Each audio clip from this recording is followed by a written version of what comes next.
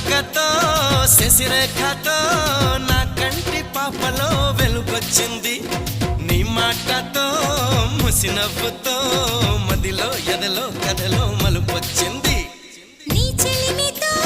చిరుజల్లుతో నా పూల కొమ్మలో చిగురొచ్చింది నీ జోడితో చిరువేడితో